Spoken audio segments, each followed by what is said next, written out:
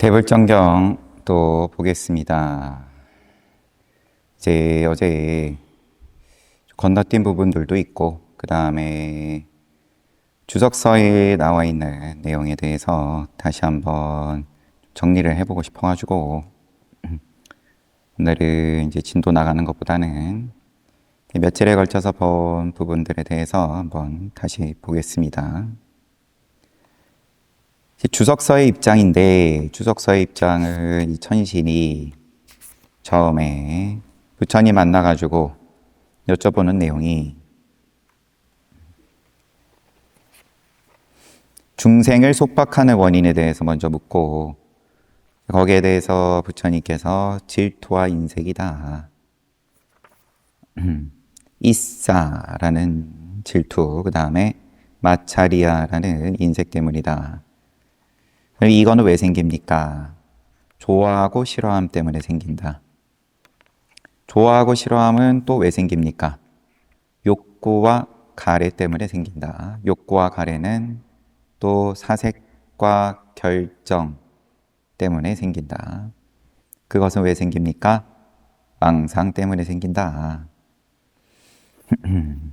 망상에 대해서 설명을 하신 거는 마음을 헷갈리게 하는 망상에는 세 가지. 가래에 의한 것, 교만에 의한 것, 사견에 의한 것. 이제 이게 곧 헷갈리게 하는 인자, 희론의 법이라고 한다. 이것이 윤회를 연장하게 하는 경향이 있고, 현혹된 자들은 세간에 집착하는 자, 이기주의자, 미혹한 자라고 불린다.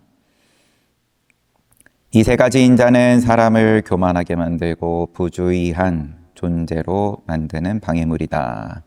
가래, 교만, 사견에 의한 망상들. 여기서 말하는 것은 가래에 의한 망상이다. 모든 망상을 말하는 게 아니에요, 보면. 망상인데, 망상 때문에 사색과 결정이 생기게 되고, 그게 쭉 이어져가지고, 중생을 속박하는 원인이 된다. 가래에 의한 망상에는 여섯 가지 감각 대상에 입각해 색의 망상, 소리의 망상, 냄새, 맛, 촉감, 법의 망상, 이렇게 이야기를 하고, 이제 이 망상을 어떻게 제거합니까? 마지막으로 묻는 게, 모든 망상을 멈춘 열반으로 어떻게 향합니까? 여기에 대해서 이 느낌으로 부처님께서 말씀을 하시기 시작을 하는데, 희수, 즐거운 느낌의 두 가지가 있다. 하나는 의지할 만한 즐거운 느낌, 다른 하나는 의지해서는 안 되는 또 즐거운 느낌이다. 이러면서 선과 불선을 가지고 다 말씀하시는 거죠. 즐거운 느낌으로도 그렇고, 또 우수, 괴로운 느낌으로도 그렇고, 사수, 즐겁지도 괴롭지도 않은 느낌으로도 다 같은 방식으로 설하시는데, 정신적으로 받아들일 만한 느낌 가운데 즐거운 느낌에 의지했을 때 불선이 줄고 선이 늘어남을 안다면 의지해도 된다. 마땅히 또 이 의지해야 하는 즐거운 느낌에는 사색과 사려를 갖추어 발생하는 것, 그리고 갖추지 않고 발생하는 것, 이렇게 또 나눠서 이야기를 하고, 갖추지 않고 발생하는 게 더 뛰어나다. 이렇게 또 구분을 짓습니다.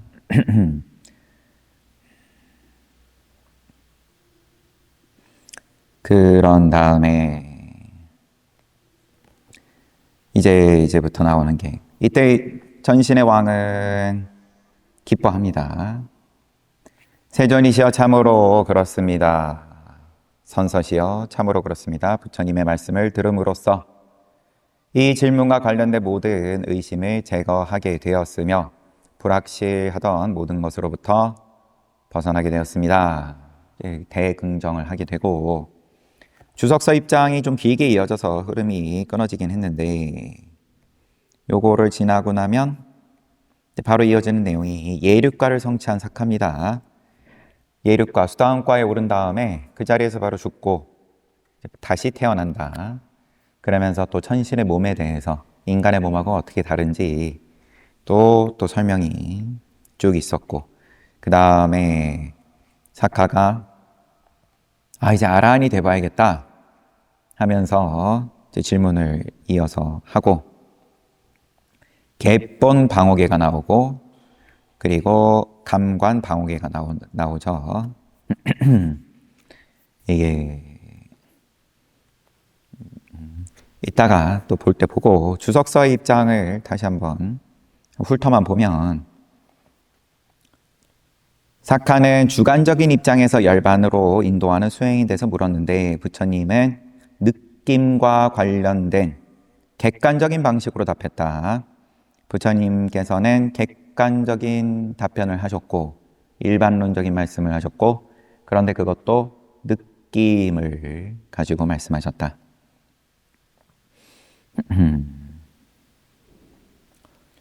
그래서 이제 앞에 내용이 좀 반복이 되고 이와 같은 부처님의 대답은 부처님의 다양한 교설 방식에 정통하지 못한 사람에게는 이해하기 어려운 것일 수 있다. 개인적인 질문을 받았는데 사카에 그래서 부처님께서는 사카 기질에 맞춰서 대답한 것이다. 마음의 성찰이라는 방법에 대한 것이다. 부처님의 대답은 사카의 정신적 기질에 적합하다. 천신들에게는 몸보다 마음이 더 적절한 주제가 된다.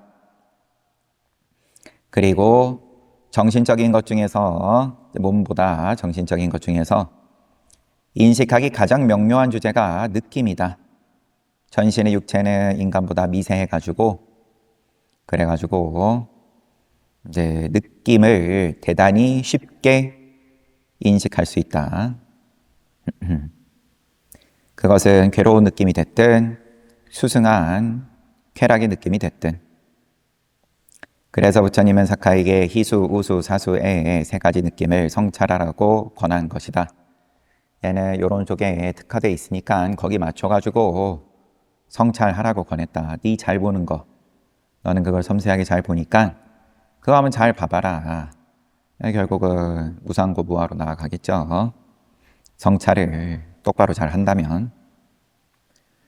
윗바사나 수행에는 맞아요. 윗바사나 수행을 이제 구체적으로 말씀을 하시는데 몸의 육체적 측면 또 정신적 측면에 대한 수행이 있다. 두 가지로 있다. 부처님께서는 처방을 육체적 측면에 대한 윗바사나 수행을 먼저 처방한다. 육체적 현상을 인식할 능력이 있는 사람에게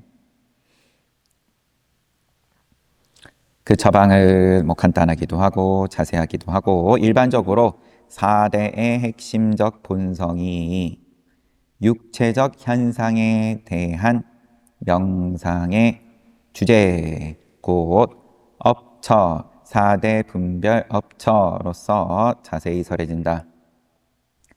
반면 정신적 현상을 인식할 줄 아는 생내적인 능력을 지닌 사람에게는 정신현상 관련해서 적절한 주제가 설해진다. 그런 경우에는 마음의 육체적 바탕에 대한 성찰이 선행되어야 된다. 정신현상에 대한 성찰보다. 이 윗바사나에서 말하는 공식이겠죠. 밟아나가는. 그런데 여기서 사카한테는 그렇게 하지 않았으니까 예비적인 측면, 곧 육체적 바탕에 관련된 부분은 특별히 나타나 있지 않다. 이제 그건 이제 천신이어서 그럴 거다. 천신들은 세 가지 느낌을 먼저 배우는데 첫째는 촉을 통한 접근, 둘째는 느낌을 통하는 것, 셋째는 시타, 마음을 통하는 것. 이것들은 명상의 초기 단계에서만 채택되고 일단 정신적 현상의 본성을 포착하게 되면 그리고 그것의 무상하고 괴롭고 무아인 특성을 성찰하고 나면 모든 정신적 현상을 이해할 수 있다. 촉을 통하든 느낌을 통하든 마음을 통하든 무상고 무아를 성찰하고 나면은 모든 정신적 현상을 이해할 수 있다. 어떤 수행자는 이제 몸에 대한 성찰을 배우면 그것이 느낌으로 넘어간다. 이런 말이 좀 있고 넘어가고 촉과 수, 느낌, 그 다음에 생각, 상, 그 다음에 의도,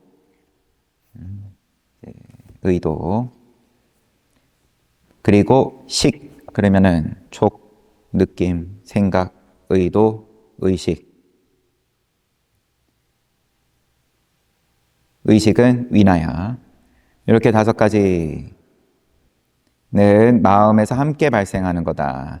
3가지 유형의 수행자 중에서 그럼 앞에서 촉과 위다나 느낌으로 통하는 것, 촉으로 통하는 것, 느낌으로 통하는 것, 셋째 시타로 통하는 것. 3가지 유형의 수행자 중 마음과 물질 사이에 촉에 대해 명료하게 인지하는 사람의 경우 촉만 알아내는 것이 아니다. 촉을 경험하는 느낌 또한 알고 성찰의 대상을 인지하는 생각 또한 그곳에 있다는 것을 알고 이게 5가지가 다 같이 돌아가가지고 연관된 모든 정신적 인자들을 색수상 이제 행 대신에 이제 의도가 들어간 걸로 보인다고도 어제 얘기했고 그다음 의도 그다음에 식 연관된 모든 정신적 인자들을 작동시키는 의도 또한 또 있고 색만 빼고 수, 상, 행, 식 이렇게 이제 촉하고 수상행식 그러면 성찰의 대상을 인식하는 의식 또한 또 있다는 걸 알아내고 촉이 이끄는 촉,애,쥐,유 촉이 이끄는 밀접하게 연관된 5가지 정신적 인자들을 이해하는 것이다. 촉이 이끄는 연관된 5가지 느낌, 생각, 의도, 의식 이렇게 4가지인데 촉까지 포함해서 5가지인 걸로 보이고요. 마찬가지로 느낌을 인지하는 수행자는 이렇게 마찬가지로 연관돼서 5가지 정신인자 이해하고 또 의식을 인지하는 수행자 역시 이렇게 결국은 연관된 5가지 정신적 인자들을 이해하고 수행자는 촉과 관련된 4가지 정신적 인자들 수상행식 알아낸 후에 그 인자들이 발생하는 바탕에 관해 성찰한다. 그때 그는 5가지 정신적인 인자가 물질적인 몸을 바탕으로 하고 있음을 식별해낸다. 몸은 궁극적인 의미에서 보면 4대인 유색과 2차적인 취색으로 구성되고 유색, 붓다, 루빠.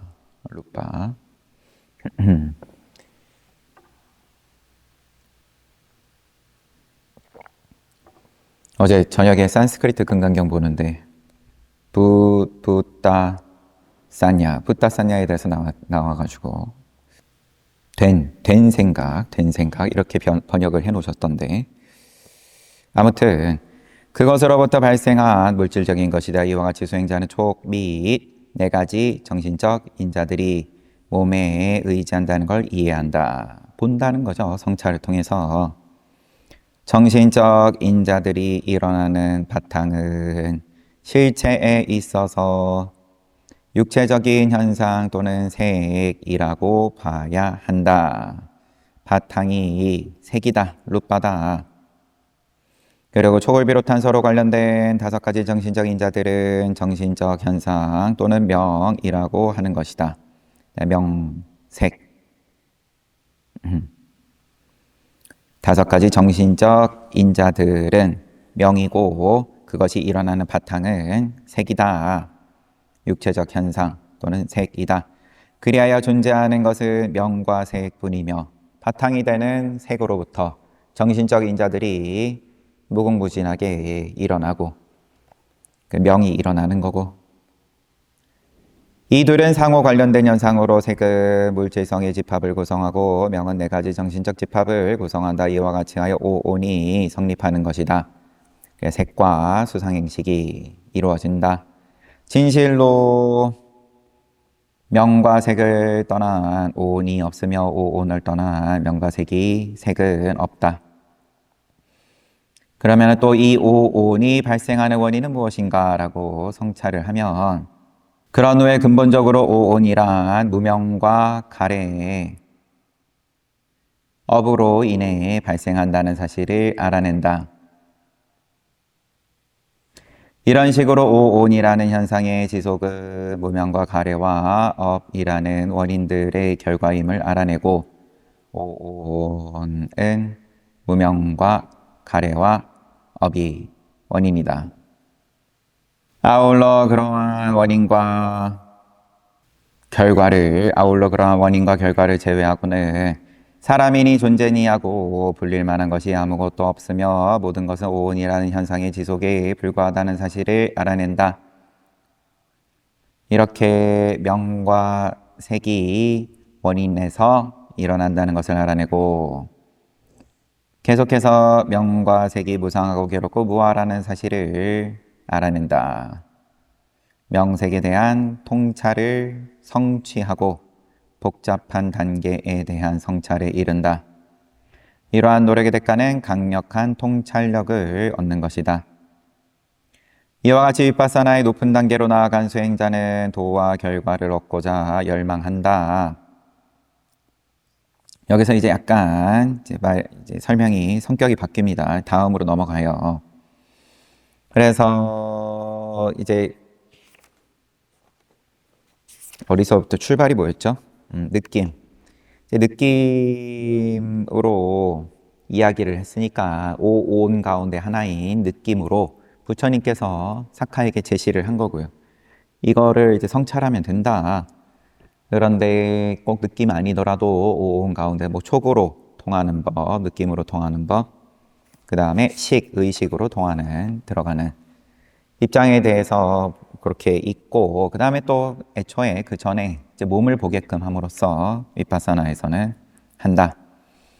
그러면 느낌으로 들어가든 뭘로 들어가든 간에 5가지 정신 활동에 대해서는 다 성찰을 하게 되고, 그 원인이 뭐냐?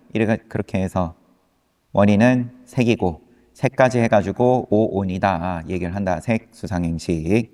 그리고 오온의 원인은 뭐냐? 그러면 무명이고 가래고 업이다. 그래서 이런 높은 단계로 나아간 수행자는 결국은 도와 과를 얻고자 열망하는데, 그 원인으로서 성인이 되고자 하는 뜻을 내므로써 여기까지 온 건데, 매진을 하는데 이게 뭐 잘 될 수도 있고 안 될 수도 있고, 사카 파나수타에서 부처님은 사카에게 명상의 주제로 느낌을 제시하였으며, 지금의 문답이 그렇다. 그 느낌에 집중하여 정신적 현상을 성찰하라고 가르쳤다. 이유는 사카가 같은 전신들이 느낌만큼 촉이나 의식을 잘 알아낼 수 있는 것으로 받아들이지 않을 것이 분명히 있기 때문이다. 간단하게 말하면 느낌을 제일 잘 받아들일 거기 때문에 부처님께서 제시했다. 이처럼 느낌은 천신들이 정신적 현상에 대한 통찰력을 얻는데 적절한 명상의 주제이다. 즐거운 느낌, 괴로운 느낌은 명료하게 발생하는 데 반해서 그 다음에 중간적인 느낌, 사수는 명백하지 않다. 이것은 사냥꾼이 마치 발자국이 있는 것을 보고 사슴이 이쪽으로 갔을 것이다 라고 판단하는 것처럼 괴로운 느낌에서 즐거운 느낌으로 뭔가 전환이 되는 것을 느낀 다음에서야 중간적인 느낌을 내가 느꼈구나 이렇게 추정을 한다. 괴롭지도 즐겁지도 않은 중간의 느낌이 일어났었다고 판단하게 된다. 이런 식으로 수행자는 중간의 느낌을 이해한다. 중간의 느낌이라는 거에 대한 정의인 셈이겠죠. 따라서 여기서 우리가 주목해야 할 것을 앞에 좀 건너뛰었습니다. 육체적인 현상이 느낌의 대상으로서 가르침의 예비 단계가 된다는 것이다. 그런 까닭에 그와 같은 사실이 따로 기록되지 않았던 것이다. 왜 사카에게는 바로 정신적인 주제를 명상의 주제로서 삼게끔 했냐? 몸을 주제로 삼지 않고 이제 거기에 대해서 길게 설명을 하고 있어요. 위파사나에서 이 순서를 지키는 게 굉장히 중요하니까 지금 이렇게까지 설명을 하는 걸로 보입니다. 왜 부처님께서 사카에게는 그러면 순서를 안 지키고 설명하셨냐?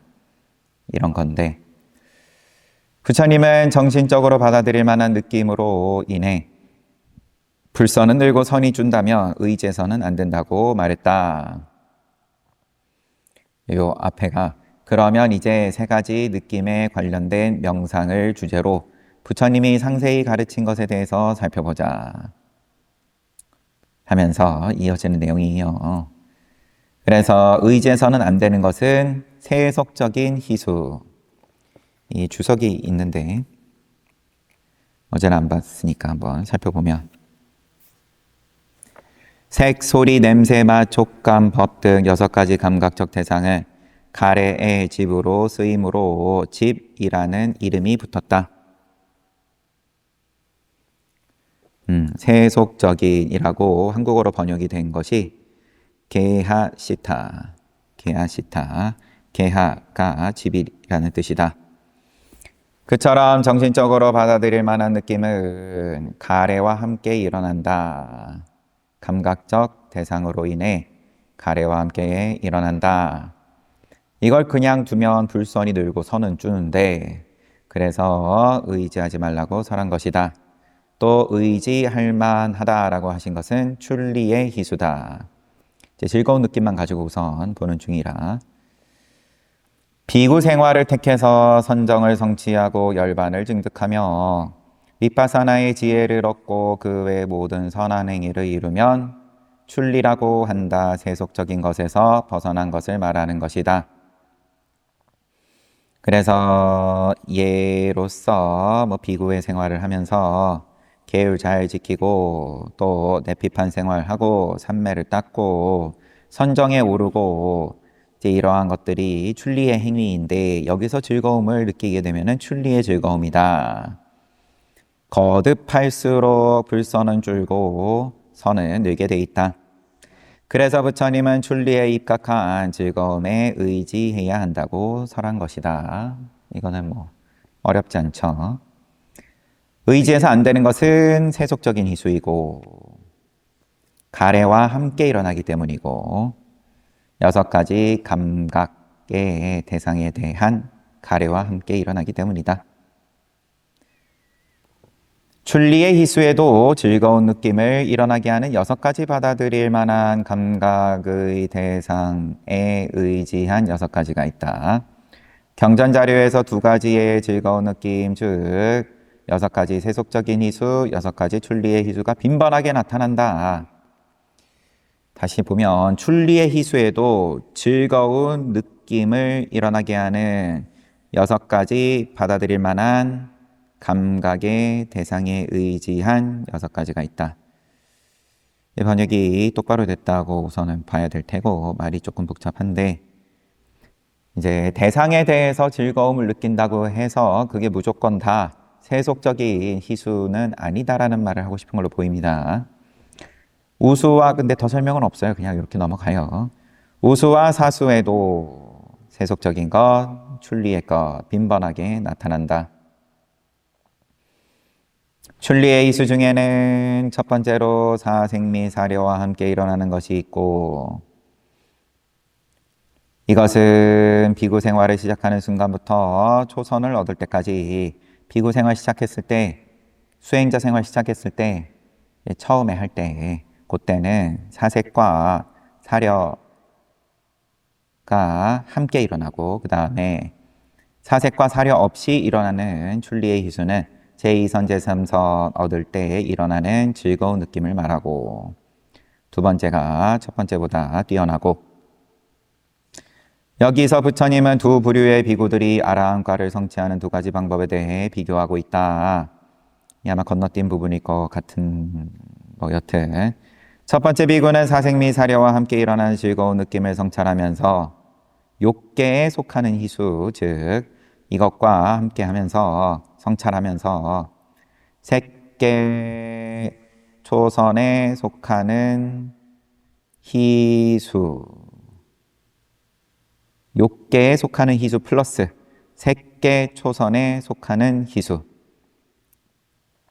이것을 성찰하면서 희수는 무엇에 의지할까 하고 성찰한다. 이렇게 자기가 점검하고 자꾸 돌이켜보고, 이게 지금 사색과 사려와 함께 일어나는 거다라는 말인 거죠. 그런 후에 그는 그것이 물질적인 육체에 의지하고 있음을 인지한다. 그런 뒤 계속하여 정신적 현상의 세 가지 특성이 무상고 무아를 성찰한다. 그리고 적절한 과정을 거쳐서 아라한과를 성취한다. 이것이 사색과 사려와 함께 일어나는 즐거운 느낌. 두 번째 비구는 사색 및 사려 없이 일어나는 즐거운 느낌을 성찰하면서 색계 2선, 색계 제3선, 앞서 언급한 것처럼 윗바사나를 실천하여서 아라한과를 성취한다. 위 두 가지 경우 중에서 두 번째 비구가 하는 명상의 대상은 첫 번째 비구가 하는 명상의 대상보다 뛰어나다. 즉 사색과 사려가 연관되지 않은 희수가 연관된 희수보다 뛰어나다. 이런 말을 지금 계속하고 있는데, 연관되지 않고 느낌을 세 가지 특성에 입각해 성찰하는 비구의 사유가 더 뛰어나다. 마음을 성취하는 문제에 있어서도 두 번째 비구의 마음이 첫 번째 비구의 마음보다 뛰어나다. 왜냐하면 두 번째 비구의 마음은 마음을 성취한다. 성취하는 문제에서도 두 번째가 더 뛰어나다. 왜냐하면 사색 및 사려와 연관되지 않았기 때문이다. 부처님께서는 불선을 느리고 선을 줄이는 불쾌한 느낌으로 넘어왔습니다. 의제서는 안 된다라고 하셨다. 세속적인 우수이다. 괴로운 느낌을, 그러면 자기 몸을 학대를 하고, 이 괴로운 느낌인데 세속적인 괴로운 느낌이다. 우리의 눈, 귀, 코, 혀, 몸 뜻으로 인식한 색, 소리, 냄새, 맛, 촉감법이 가질 만한 것이었을 때 그것을 얻지 못하면 비참함을 느낀다. 가질 만한 거였는데 얻지 못하면 비참하죠. 내 거라 생각했는데 내 거가 아니다. 또한 지금껏 누려왔던 6가지 감각의 대상이 더 이상 지속되지 않게 되면 그것들을 가슴속에 품고 있던 사람은 고통스럽게 그것들을 그리워하게 된다. 잃게 되면 당연히 그리워하고, 이와 같이 불쾌한 느낌이 우선은 6가지 감각 대상물 중 하나에서 일어나고, 되풀이에서 일어나도록 방치하면 불선은 늘어나고 선은 줄어들게 된다. 여기서의 세속적인 우수 괴로운 느낌이라 함은 내가 갖고 싶은데 갖지 못했다거나 내지는 내 거였는데 이제 잃어버리게 되었을 때 그러한 불쾌한 느낌으로 예를 들어놨습니다. 또한 부처님은 의지할 만한 우수에 대해서 말씀하신 것이 출리의 우수이다. 세속 생활에서 출가를 하고 수행을 하면서 색, 소리, 냄새, 맛, 촉감 법을 영원하지 않으며 변할 수밖에 없는 것이라고 인지한다. 또한 실제와 실체에 있어서 6감각의 대상물들은 영원하지 않고 변할 수밖에 없으며 비참한 것이라고 깨닫게 된다. 이러한 깨달음이 바로 윗바사나의 지혜이다. 이처럼 그 6감각의 대상물들에 대한 진실한 본성을 이해하면 대상물들에 대해서 불쾌하다. 불쾌하다. 가까운 사람이 아프다, 죽었다, 시체를 봤다, 불쾌하다. 그런데 출리의 우수이다.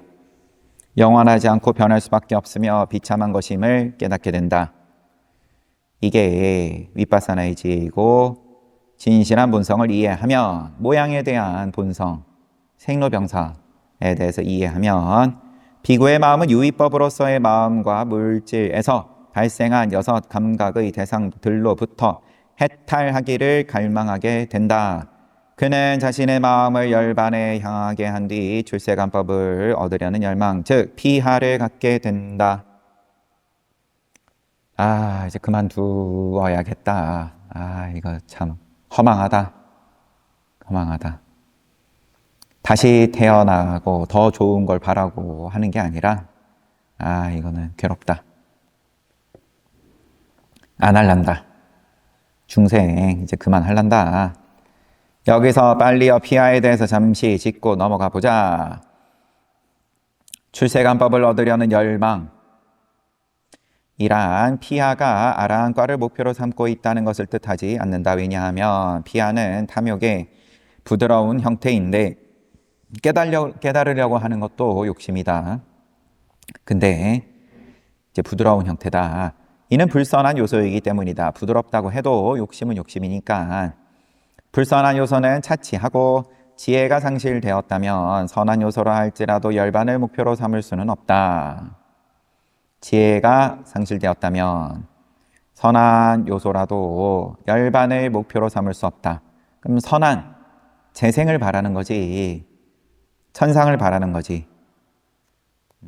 굶고 있는 자에게 무료급식을 하면서 선한 요소인데, 그럼에도 불구하고 그러면은 세상이 굶는 사람이 없으면 좋겠다. 열반을 목표로 하는 것은 아니다. 세상에 굶는 사람이 없는 형태의 천상을 바라는 거지. 지혜가 상실되었다면 선한 요소라 할지라도 열반을 목표로 삼을 수 없다. 지혜, 앞에서 지혜가 뭐라고 했어요? 윗바사나 지혜. 모든 모양은 무너진다. 무상고 무하다. 여기에 대해서 긍정함이 없이 착한 일을 하고 도덕을 잘 지키고 이제 이런 것은 열반을 목표로 하는 것이 아니다. 그러므로 피하는 열반을 목표로 삼지 못한다. 따라서 출세간의 법을 얻으려는 열망에서 알 수 있는 것은 수행자가 열반에 관해 소문성의 지식을 갖고 있다는 사실이다. 소문성, 이게 저의 견문이 짧아서 귀로 들리는 소문을 말하는 건지 한자가 따로 없어가지고, 그렇다고 부지런해가지고 영어 원문은 찾아보지 않았습니다. 우리는 다른 이로부터 열반의 위대한 덕목에 대해 배우지는 못했지만 책이나 명상이나 통찰력을 통해 열반의 덕목을 알게 되었다. 여기서 위대한 덕목에 대해서 배우지는 못했지만 다른 이로부터, 그럼 선지식으로부터 내가 열반을 깨닫지는 못했지만 책을 통해서나 아니면 명상으로서 통찰력을 통해서 그래도 여기에 대해서 좀 긍정하게 됐다. 그리하여 열반에 대한 바람은 이미 널리 형성되어 있다. 물론 이런 식으로 얻은 지식은 아직 개념의 영역에 머물 뿐이다. 또한 우리는 열반에 대한 정확한 관념을 합리적인 사유에 의해서 획득했을 뿐이다. 합리로서 획득했다. 사실 선정, 도, 결과, 열반 등 출세관법의 영역에 속하는 것들은 매우 미묘하여 성자가 아닌 수행자는 그 진정한 관념을 얻어내기 힘들다. 기껏해야 그는 출세관법을 시각화해서 출세관법이라는 모양을 또 만든다. 기껏해야 그래놓고 열망한다. 이것이 바로 피하이다. 깨닫고자 하는 열망은 갖고 있는데 깨달음이 뭔지를 모르니까 그러면은 자기 마음대로, 그게 또 얼마든지 합리적일 수는 있겠지만 자기 마음대로 모양을 만들어 가지고 나 요거 한번 가지고 싶다. 여전히 모양을 쫓는 그런 모양새인데 피하라는 것은, 그래서 그 최종 종착지가 아라한이 될 수가 없다. 출세관법을 얻으려는 열망이 일어나면 수행자는 통찰력을 연마함으로써 목표를 향해 나아가려고 애쓴다. 그러나 그처럼 적극적인 노력에도 불구하고 목표를 달성하지 못하면 좌절한다.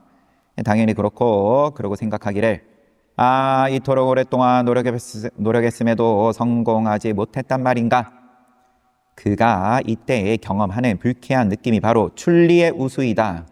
이와 같은 불쾌한 느낌이 되풀이해서 일어난다면 그것은 그를 성공으로 이끈다. 실망하면 할수록 성취하려는 결심은 커져만 간다. 화두를 들고 너무 깝깝하다. 왜 안 되냐 이게. 그러면서 물론 포기하는 사람도 있죠. 하지만 더 결심이 커져간다. 그리하여 성공을 위한 충분 조건을 형성하게 되니 불선은 줄어들고 선은 늘어나는 것이다. 그래서 부처님은 출리의 우수에 의지해야 한다고 설했다. 출리의 우수,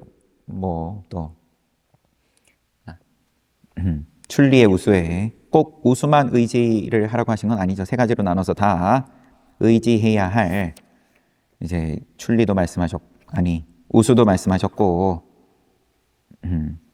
즐거운 느낌도 말씀하셨고, 괴로운 느낌도 말씀하셨고, 이제 중간의 느낌도 말씀하신 거니까요. 불쾌한 느낌이 우수는 사색과 사려를 동반하는 정신적 요소이다. 또 나누려는 건지. 그러나 수행자는 세속적인 우수를 사색 및 사려와 함께 일어나는 불쾌한 느낌으로 여기고 출리의 우수를 사색 및 사려와 함께 일어나지 않는 불쾌한 느낌으로 여기기 쉽다. 그리하여 불쾌한 느낌에 대해서도 두 가지 방식으로 언급한 것이다. 비구가 초입 단계에 해당하는 근행정이나 색계초선 등의 선정에 머물며 이제 수행자 갓 시작해가지고 초심자일 때 선정에 머물면서 윗바사나 명상과 통찰력을 연마한다, 키워나간다. 그럼에도 도와 결과를 얻을 수 없다면 낙담한 괴로운 느낌, 우수를 느끼게 될 것이다. 이때 도와 결과를 연마하기 위해 사용된 선정들을 불쾌하다는 뜻의 도마사나라고 부르고, 왜냐하면 도를 연마하는 과정에서 예배적인 단계에 그 선정들이 원치 않는 어떤 것이 되고 말았기 때문이다. 실망스러웠음에도 불구하고 참고 노력하여 궁극적으로 도와 결과를 성취하게 되면 그가 깨달은 출세간의 법을 도마나사. 이게 용어가 그 앞에서 쓴 거랑 지금 똑같아가지고 번역에 조금 문제가 있는 걸로도 보입니다. 도마나사 아니면 발음이 똑같은데 스펠링이 조금 다를 수도 있고요. 출세간의 법이 불쾌한 느낌의 결과이거나 불쾌한 느낌에 의해 야기되었기 때문이다.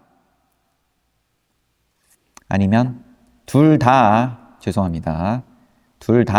불쾌한 느낌이어서 도마나사라고 부르는데, 이것은 그럼 도와 결과에 이르지 못했어도 당연히 괴로운 느낌이고 불쾌한 느낌이고, 그런데 도와 결과를 이뤘는데도 왜 불쾌한 느낌이라고 부르냐? 불쾌한 느낌에 의해서 야기된 출세간의 법이기 때문이다. 수행자는 사색과 사려를 갖춘 생각으로 불쾌한 느낌을 일으키는 것이나 갖추지 않은 생각으로 불쾌한 느낌을 일으키는 것을 있는 그대로 인지한다. 그러면서 성찰한다. 사색 및 사려와 함께 일어나는 불쾌한 느낌에 대한 통찰력을 얻으려면 얼마나 있어야 할까? 또 이제 없이 통찰력을 얻으려면 얼마나 있어야 할까? 그는 사색 및 사려와 관련된 불쾌한 느낌에서 비롯된 결과의 지혜를 사색 및 사려와 관련된 불쾌한 느낌을 통해 결과의 정을 얻은 것으로 고려한다. 그리고 사색 및 사려와 관련되지 않은 불쾌한 느낌에서 비롯된 결과의 지혜를 이제 사색 및 사려와 관련되지 않은 불쾌한 느낌을 통해서 결과의 정을 얻은 것으로 고려한다. 그리고 성찰하기를 사색 및 사려와 함께 일어나는 불쾌한 느낌에서 비롯된 결과를 성취하려면 얼마나 있어야 할까?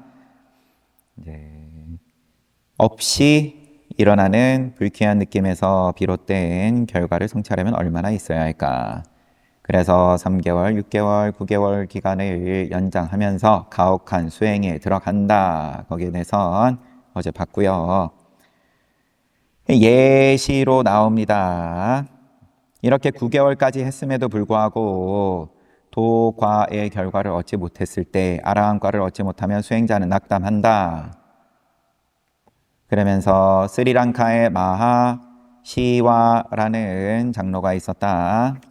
길지만 어제는 건너졌으므로 오늘은 한번 보죠. 그리고 그를 따르는 비구들이 있었다. 제자들이 있었습니다. 그에게 배운 제자 중 3만 명의 아라한이 있었는데 그중 한 명이 생각했다. 나는 이미 계율 등에 존재하는 무한한 덕성을 성취했다.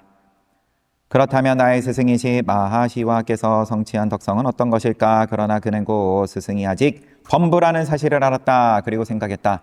아, 이렇게 안타까울 수가. 나의 스승 마하시와는 타인을 인도했을 망정 자신을 인도하지는 못했구나.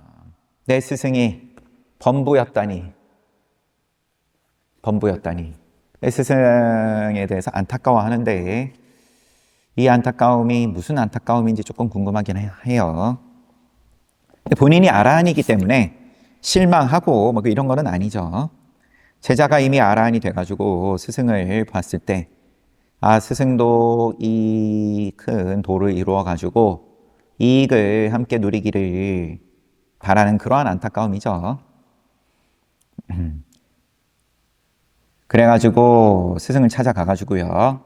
5일발식, 그 이제 뭐 일종식 말하는 거겠죠. 하루에 한 번 먹으면서 제자를 본 스승이 말했다. 찾아갔더니까 스승이 5일발식 두타행을 준수하는 자여 무엇이 그대를 이곳으로 불렀는가? 한번 보겠습니다. 주석 한번 보겠습니다. 왜 왔냐? 이것은 윗바사나 명상을 실천하는 비구들에 대해 장로 비구들이 사용하는 애정어린 표현이다. 관용구. 꼭 진짜 이렇게 두타행을 하는 대상뿐만 아니라 이제 윗바사나 수행하는 제자들에게는 두루두루 쓰이는 표현이다. 존자시여 저는 공양식 때 사용하는 수희의식에 대한 가르침을 받고자 왔습니다. 벗이여 지금은 그대를 가르칠 수 없느니라. 그렇다면 존자께서 탁발하러 갈 방향을 고려하기 위해 머무는 곳에서라면 배울 수 있겠습니까? 탁발하러 갈 방향을 고려하기 위해 머무는 곳. 이건 뭘 말하는 건지. 그러면 장소를 물으니까 시간을 묻는 건 아니고 탁발하러 갈 방향을 고려하기 위해 머무는 곳. 그러면 탁발하러 나가가지고 도시 들어가기 직전을 말하는 걸 수도 있을 것 같기도 합니다.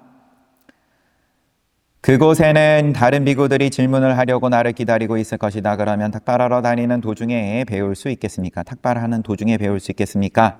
그때도 다른 비구들이 질문을 하기 위해 나를 기다리고 있을 것이다. 그러면 존자께서 법복을 완전히 갖추는 곳이나 마을에 들어가기 위해 법복을 재정돈하는 곳 또는 탁발을 위해 바로 준비를 하는 곳이나 탁발 후 음식을 드시는 곳에서 배울 수 있겠습니까? 그런 곳에서는 장로들이 주석서에 관한 의문을 제거하기 위해 나를 기다리고 있을 것이다. 그러면 탁발에서 돌아오실 때 질문하면 되겠습니까? 그때 역시 다른 비구들이 질문하고 있을 것이다. 그러면 마을에서 승원으로 돌아오는 길에 질문하면 되겠습니까? 그때 역시 다른 비구들이 질문하고 있을 것이다. 그러면 승원에서 식사 후 질문하면 되겠습니까? 이때는 지금 스리랑카니까 그리고 시기가 언제인지 안 나와서 그런데 부처님 당시 때에는 공양을 하고 승원으로 돌아가셨다라고 산스크리트 범어를 분석을 하면 이제 수러가 그런 식이 된다라고 지금 보는 산스크리트 금강경 책에서는 소개가 되어 있었죠. 탁발을 하고 금강경의 시작이 탁발하고 그러면은 기원정사 돌아가셔가지고 공양을 하셨냐 아니면 공양 마치시고 그 다음에 기원정사 돌아가셨냐 이제 이런 부분에서 한자만 봤을 때는 그게 명확하지가 않은데 범어에서는 그게 좀 명확하다. 네, 지금 여기는 근데 시간이 흘러서 나중에는 승원에서도 공양을 할 수 있게끔 좀 뭔가 자리 잡았다 그렇게 나왔죠. 그런데 지금 그러면은 승원에서 식사 후에 질문하면 되겠습니까? 아니면 존자께서 발을 씻을 때 홀로 계신 곳에서 질문하면 되겠습니까? 그것도 아니면 존자께서 얼굴을 씻으실 때 질문하면 되겠습니까? 지금 거의 모든 시간대에 대해서 다 물어보는데 벗이여 그때도 다른 비구들이 질문하러 올 것이다. 비구들은 그때부터 다음날 새벽까지 계속해서 나에게 올 것이다. 스승은 늘 질문을 하고자 하는 사람들이 주위에 있네요. 그러면 전반적인 뉘앙스가 아라한이 빨리 되셔야지 스님.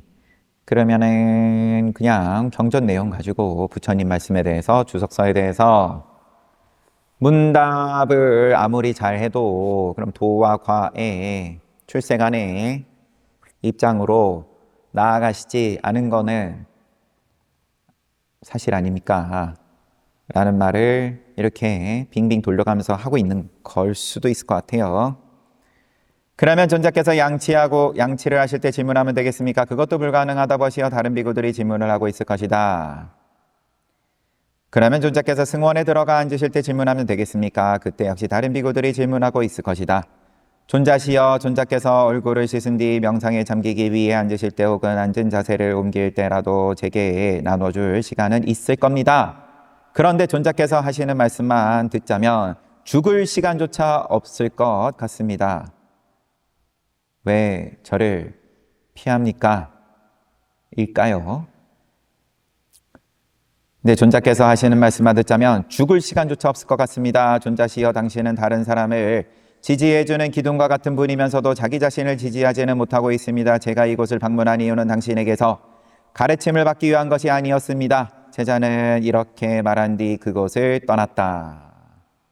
아쉬울 게 없죠. 사실 제자는 아라한인데 본인은 아라한이라고 나왔죠. 예, 3만 명의 아라한이 있는데 그중 한 명이 스승 생각해가지고 와가지고는 한번 사실상 이제 면박을 좀 준 거죠. 그제야 마하시와 장로는 제자가 방문한 진정한 이유를 알았다. 그는 생각했다. 저 비구에게는 문헌에 관해 더 배워야 할 것이 없다. 저 비구에게는 내가 배워야 할 게 없다가 아니라 저 비구는 문헌에 관해 더 배워야 할 게 없다. 그가 이곳에 온 것은 나를 깨우치기 위해서였다. 하지만 지금은 숲속으로 독거하러 갈 시간이 못 된다. 그러니 내일 아침에 떠나야겠다. 보통 이렇게 되면 내일 아침 되기 전에 죽죠.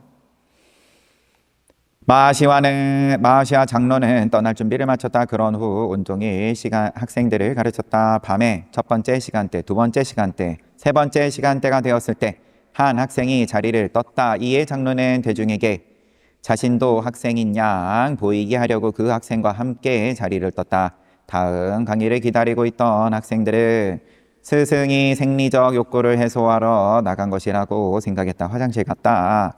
또한 장로와 함께 나갔던 학생 비구는 스승을 자기와 같이 공부하는 학생이라 여겼다. 우선은 자리를 비웠어요.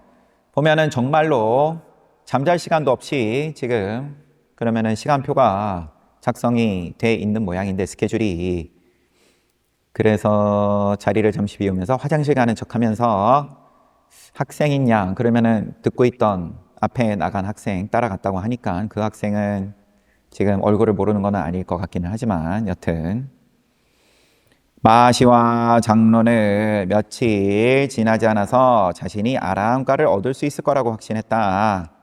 나는 며칠만 잠시 자리 비우면 될 거다라고 생각을 한 모양이에요. 그래서 그러니까 자기의 현재 위치 그러면 장로로서 그러면은 강의가 끊이지 않는데 이제 거기에 대해서 포기하지 않으면서 이제 살짝 아라한과 깨달음을 얻고 다시 돌아와가지고 자기 지위를 유지할 수 있을 거라고 생각을 한 건지. 그래서 그는 위사카월의 제13일 가만타 파파라 동굴로 떠나면서 학생들에게 하직 인사도 하지 않았던 것이다. 그런데 보름날이 되었는데도 장로는 아라한과를 성취할 수 없었다. 13일, 14일, 15일, 3일째 됐는데도 아라한과를 성취할 수 없었다. 장로는 생각했다. 며칠 안에 아라한과를 얻을 것이라고 생각했는데 벌써 안거 기간이 되었다. 그렇다면 이곳에서 안거를 보낸 뒤 안거가 끝나는 자자일에 아라한과를 이루겠다. 그리하여 그는 3개월을 마치 3일인 양 여기며 열심히 정진했다. 하지만 3개월이 지나도 여전히 아라한과를 얻을 수 없었다. 그는 다시 생각했다. 처음에 이곳에 올 때는 3일 안에 아라한과를 얻을 생각이었다. 그런데 아라한과를 얻지도 못한 채 3개월이 지났다. 3일 안에 승부를 보려고 그랬는데 안거 내내 3개월 동안 마치 3일 집중해서 밀어붙이듯이 3개월 내내 했는데도 아라한과에 오르지 못했다. 지금쯤 내 동료들은 승단에서 열리는 아라한들의 모임에 합류했을 것이다. 몹시 비참함을 느낀 그는 눈물을 흘렸다. 이거는 예전에도 분명히 아라한이 아니었으니까 그러면은 아라한인 척하고 속였다는 말인가요? 예전에는 그러면은 자기가 모임에 합류를 했었다가 지금은 합류를 못한다는 건지, 예전에도 아라한이 아니었으니까 아라한들의 모임에 합류를 못했을 텐데 아라한들이 그 모임에 있는 아라한들은 알아봤을 테니까 지금 아라한인지 아닌지, 아라한과를 얻지도 못한 채 3개월이 지나가지고 동료들이 승단에서 열리는 아라한들의 모임에 합류했을 것이다 라면서 비참함을 느낀 그는 눈물을 흘렸다. 하긴 비참할 수 있을 것 같습니다. 예전에는 애초에 자기 아라한이 아니었고 내가 하려고 들면은 얼마든지 할 수 있다, 이제 이런 생각을 갖고 있었으니까 그럼 아라한들 모임 하는데 아라한들 동료들 가는 건 가는 거고 나는 동참을 안 했던 거고, 그런데 지금은 아라한이 되어 보려고 열심히 해봤는데도 못한 거니까 이제 지금은 비참해졌다, 그렇게 보겠습니다. 그는 다시 이렇게 숙고했다. 아마도 지금까지의 수행이 너무 느슨했던 모양이다. 명상을 하면서 나는 눕고 앉고 서고 걷는 등 4가지 자세로 바꾸어 왔다. 그러니 이제부터 아라한과를 얻을 때까지 눕지도 않고 발을 씻지도 않겠다.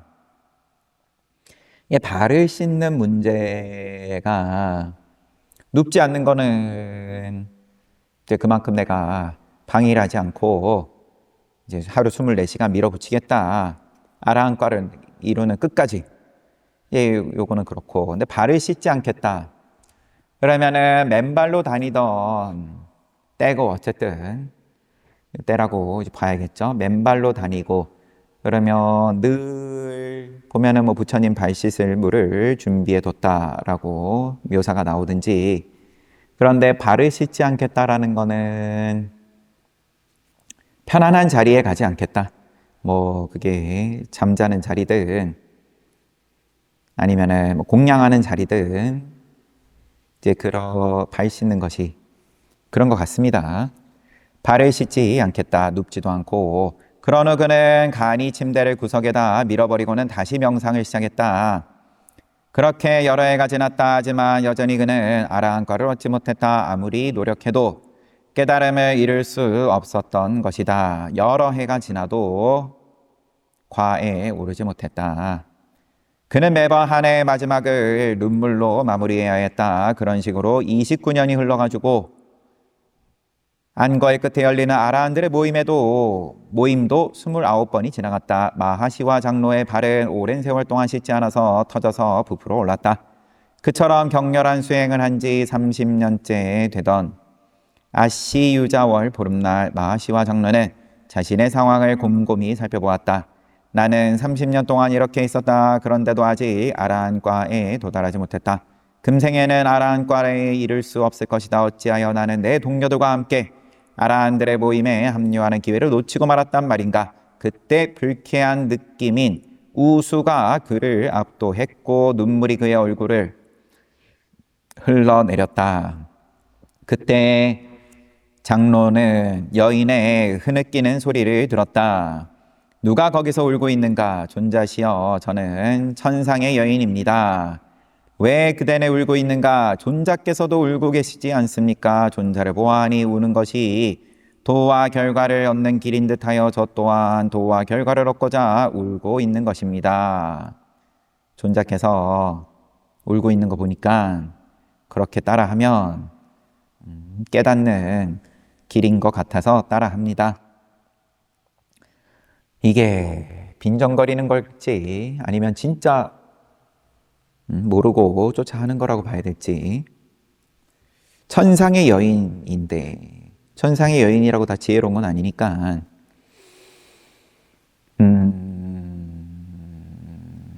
하지만 의도는 지금 중요한 게 아니죠.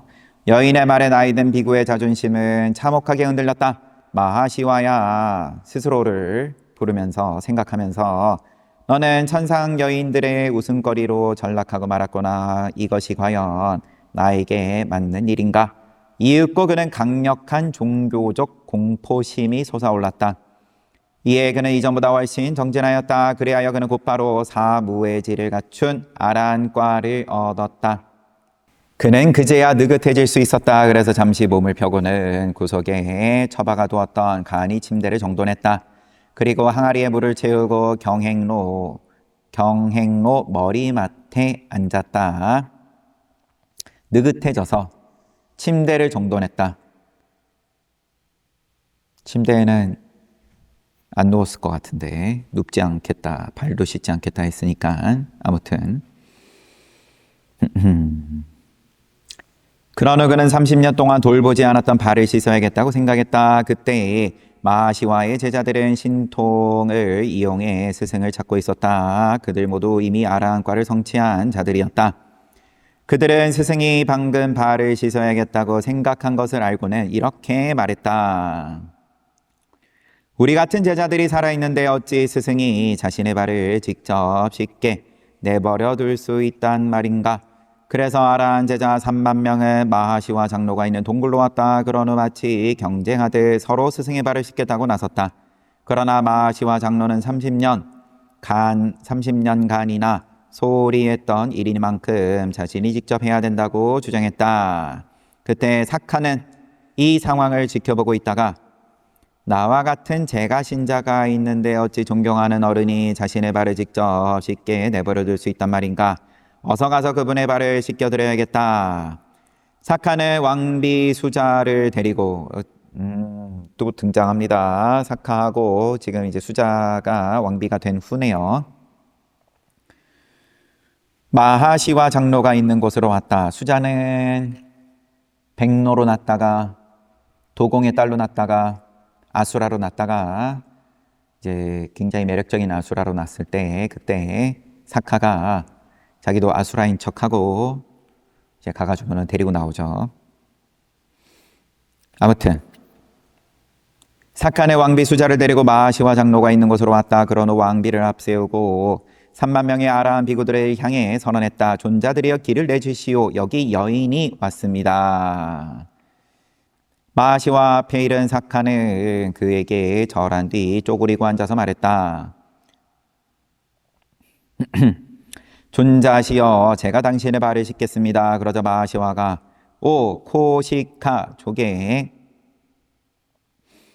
사카여 나는 30년 동안 발을 씻지 않았소. 인간의 몸은 자연히 냄새가 나오.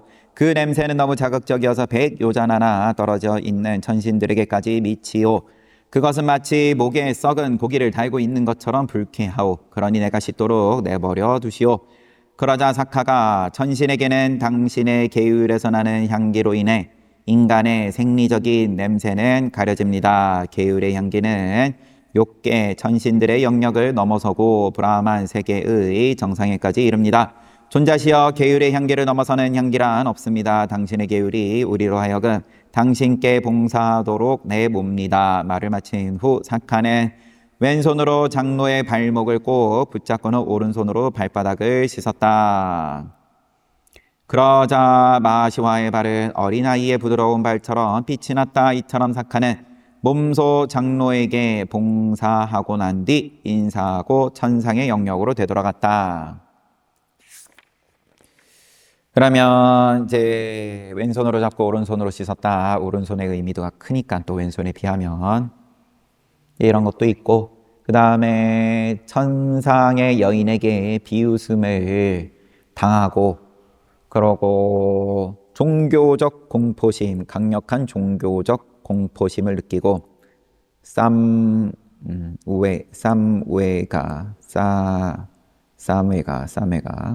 종교적 공포심을 느끼고, 그래서 이전보다 훨씬 정진해가지고, 그리고 곧바로 사무예지를 갖춘 아라한과를 얻었다. 아라한과를 그렇게 얻었는데, 그러면 이제 선불교뿐만 아니라 이때도 늘 보면은 곧바로 얻어야 얻으려고 치면은 부처님의 성도의 장면도 그러하고, 지금 요 앞서 나왔던 사카가 수다원과에 오르는 장면도 그렇고, 문답 끝에 곧바로 오르는 거죠, 도에. 그래서 아라한과를 얻은 다음에 사카가 부인을 대동하고, 부인의 이름이 수자였죠. 그래서 아라한이 못 되었을 때에는 이제 천상의 여인이 비웃다가 아라한과에 오르니까 왕비가 와가지고, 물론 발을 씻는 거는 사카이긴 하지만, 근데 대중들에게 길을 물려달라고 하면서 하는 말이, 사카가 여기 여인이 왔습니다. 이거는 무슨 의미일까요? 서로 자기가 하겠다, 제자들이 자기가 하겠다 그러고 이제 그렇게 하는 가운데에서 여인이 왔기 때문에 길을 비켜라, 이렇게 얘기를 하네요. 그리고 또 아라한과에 올랐기 때문에 이제 도과 열반 내지는 출세간에 도를 얻었기 때문에 거기서 향기가 난다라고 말을 하는 게 아니라, 당신의 계율의 향기는 욕계를 넘어서 브라만 세계의 정상까지 이릅니다. 계율의 향기를 넘어서는 향기란 없습니다. 당신의 계율이 우리로 하여금 당신께 봉사하도록 내봅니다. 그러면 계율은 깨닫기 전에도 잘 지키고 계셨을 테고, 그런데 그럼 그때는 천신의 왕 사카가 등장을 한다든지 이런 게 아닌데, 아라한과의 출세간의 계율인 거죠. 결국은 계율도 아라한과를 이루니까 사카가 와가지고 발을 씻어주면서 계율의 향기다라고 얘기를 하는데, 그러면은 이제 깨닫기 전에 계율도 계율이지만 깨닫고 나서야 계율이다, 아라한과에 오르고 나서야 계율이다, 그런 의미도 보입니다. 저는 그렇게 이제 보겠습니다. 자신이 아라한과를 이야기가 끝났어요. 이야기 소개는 이렇게. 자신이 아라한과를 성취할 수 없다고 생각한 수행자는 마하시와처럼 비참함을 느낄 수 있다. 어찌하여 아라한이 내 동료들과 함께 모임에 합류하는 기회를 놓치고 말았는가? 라는 식으로 말이다. 우수의 고통을 겪으면서 낙담한다. 그처럼 불쾌한 느낌에서 비롯되었거나 그 결과로 나타난 선정, 통찰의 지혜, 또는 결과를 얻게 되었을 때, 그 경지를 표현상 사생 및 사려와 관련된 불쾌한 느낌 또는 관련되지 않은 불쾌한 느낌이라고 부른다. 주의할 것은 부처님은 그 성취된 경지들을 원인의 입장이나 결과의 입장에서 이렇게 표현했다는 점이다. 이와 같이 사색과 사려와 관련된 것이든 관련되지 않은 것이든 불쾌한 느낌에 대한 수행자의 관점에 따라서는, 불쾌한 느낌에 대한 우수에 대해서 그럼 수행자가 그걸 어떻게 볼 거냐, 적절한 과정을 거쳐서 그것이 이제 출세간의 이익으로 이어질 때 그 성취한 경지를 표현상 이렇게 관련되었다라고도 부르고 관련되지 않은 우수라고도 부르고 그런다.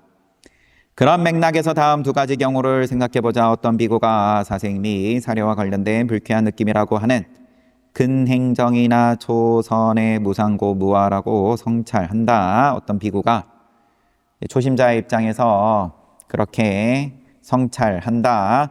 나아가 이 불쾌한 느낌이 어디서 일어났는가라고 고찰한다. 이게 어디서 일어났지? 이때 그는 그것의 기원이나 바탕이 몸에 있음을 이해한다. 불쾌한 느낌, 몸으로 느끼니까 당연히. 그리고 이러한 이해에서 출발하여 여러 과정을 거친 뒤에 아라한과에 이른다. 그 원인이 뭐냐? 그러면 우리 지금 사카가 밟은 과정대로 보면 원인을 거슬러 가니까 망상이다. 망상을 없애는 열반이 뭐냐? 하면서 지금 부처님께서 사카에게 제시를 해준 것은 느낌을 명상의 주제로 줬던 거고, 그 과정 거쳐서 아라한과에 이른다. 주석 한번 보겠습니다.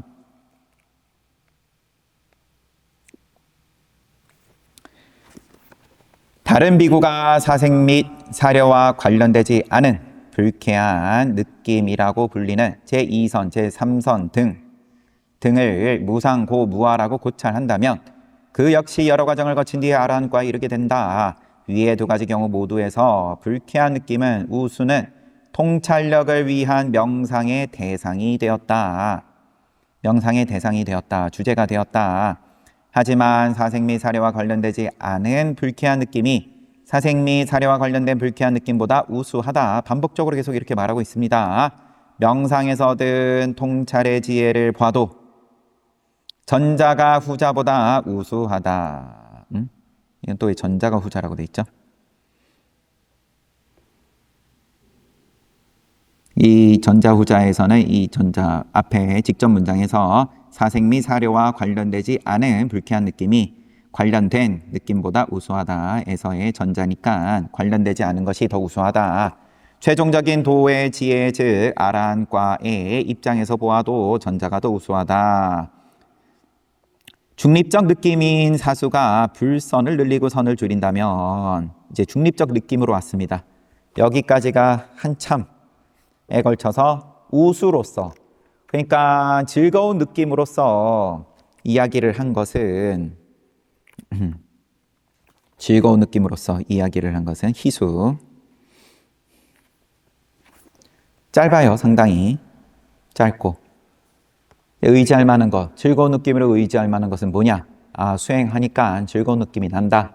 그런데 아라한가로 나아가는 이제 괴로운 느낌으로서의 의지할 만한 것은 한참 설명한 거죠. 지금 예를 들어가면서까지.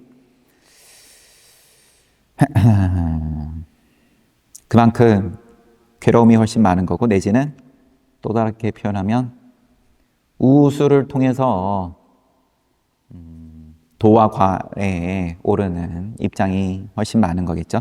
그러고 보니까 희수를 통해서 도와 과, 아라한과에 이른다는 말을 안 한 것 같아요. 출리의 희수 요 정도만 얘기를 했지.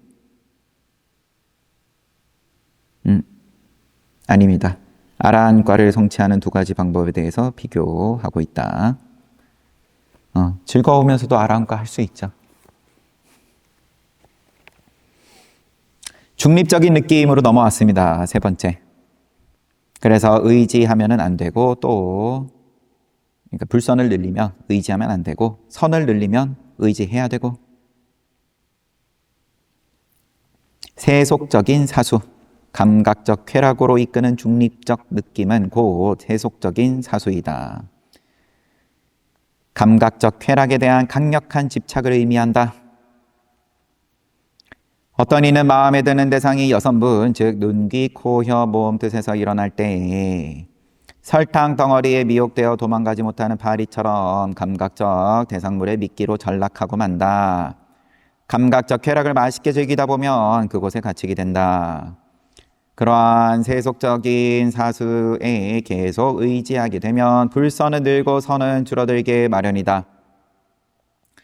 그래서 부처님은 세속적인 느낌에 의지하지 말라고 설한 것이다. 불선은 줄이고 선은 늘리는 중립적인 느낌이라면 마땅히 의지해야 하고, 또 이것은 중립적인 느낌고 출리의 사수이고, 다 같은 방식으로 또 말씀하시고, 이는 눈, 귀, 코, 여, 몸뜻에서 일어나는 마음에 드는 대상물과 마음에 들지 않는 대상물들 모두의 중립적인 태도를 말한다. 출리의 사수란 그러하다.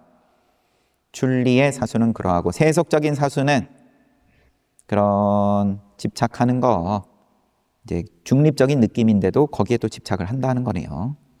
어쨌든 출리의 사수는 마음에 드는 대상, 마음에 들지 않는 대상 모두의 중립적인 태도를 말한다.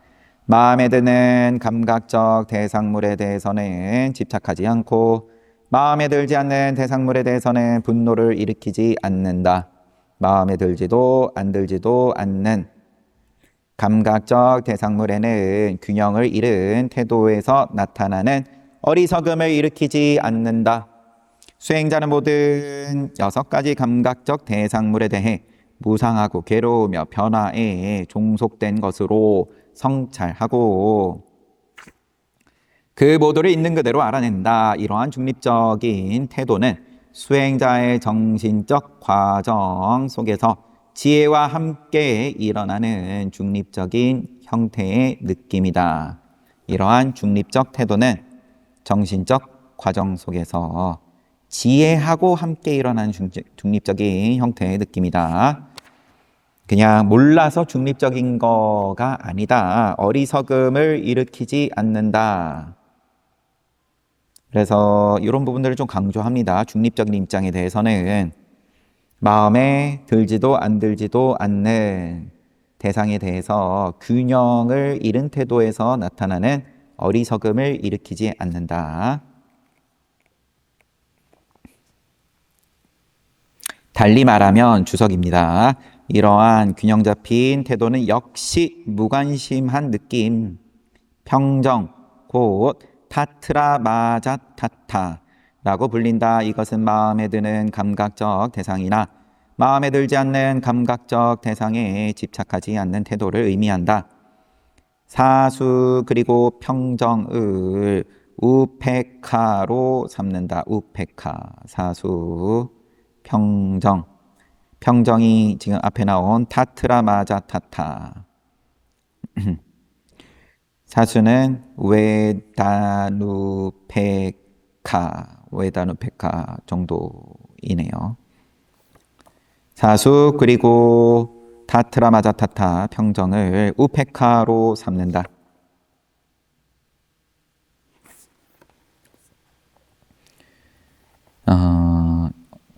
따라서 출리로 이끄는 6가지 중립적인 느낌, 곧 출리의 사수에 의지하면 이렇게 평정심으로 대하면 집착하지도 않고 싫어하지도 않는 수행의 전 과정을 통해 불선은 줄고 선은 늘어난다고 출가한 때부터 시작해서 심수념 수행을 시작으로 하는 수행의 전 과정을 통해 그리고 제4선의 모든 선정을 성취할 때까지 불선은 줄고 선은 늘게 한다. 그래서 부처님은 출리의 사수에 의지해야 한다고 설했다. 2가지 출리의 사수란 무엇인가? 또 사생미 사려와 관련된 사수, 관련되지 않은 사수, 이렇게 2가지죠.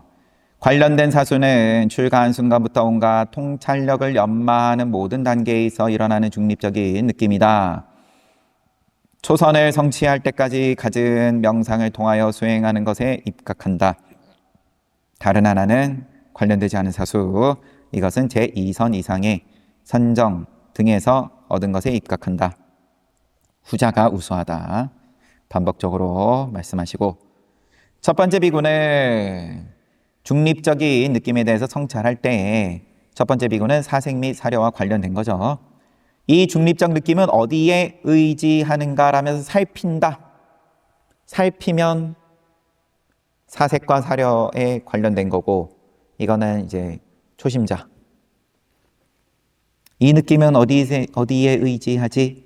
그리고 그것이 몸에 의존하여 일어나는 것이라는 정견에 이르게 된다. 이러한 정견에서 시작하여 통찰의 지혜를 얻고 차례차례 나아가 아란이 된다. 두 번째 비구는 사색 및 사려와 관련되지 않은 중립적인 느낌에 대해서 성찰한 후에 통찰의 지혜를 얻고 차례차례 나아가 아란이 된다.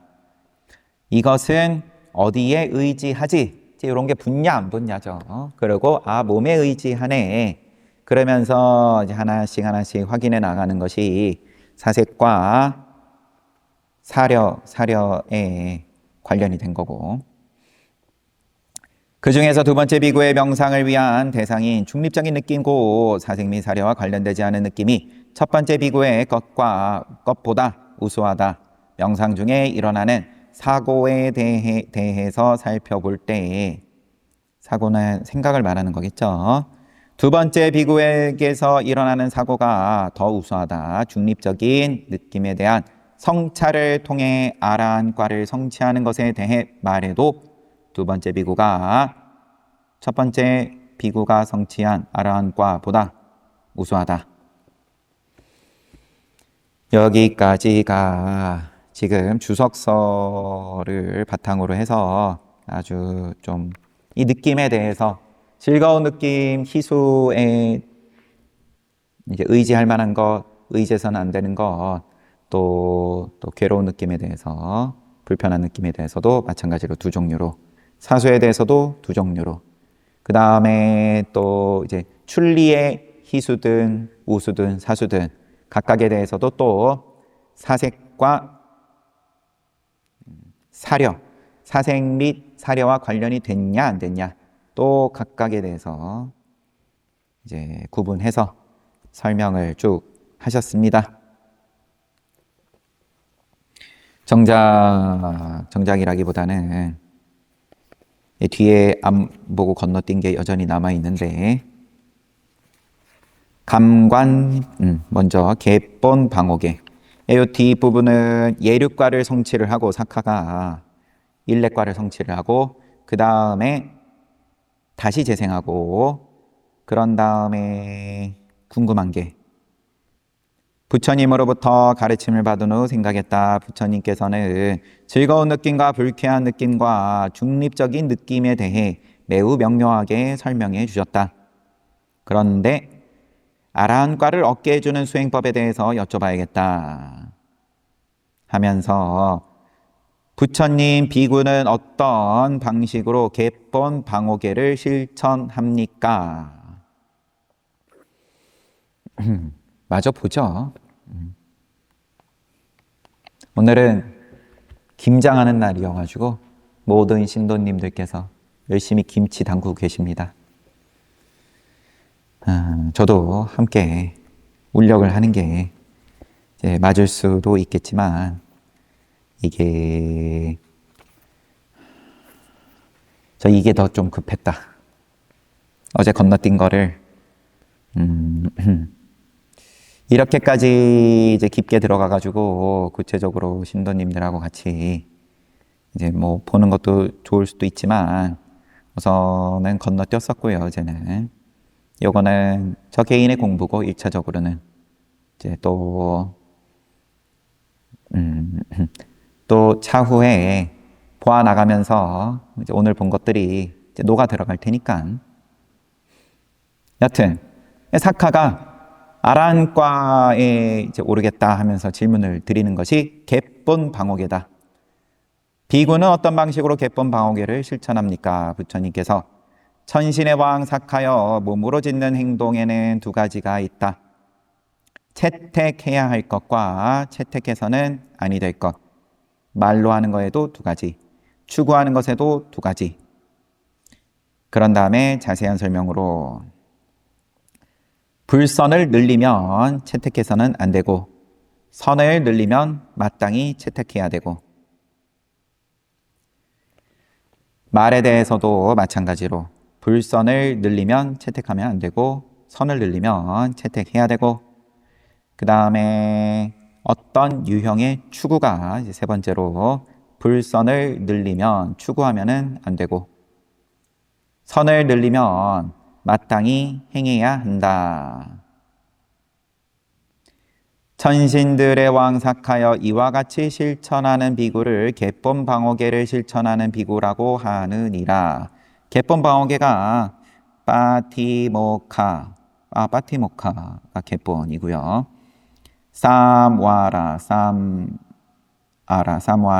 신라.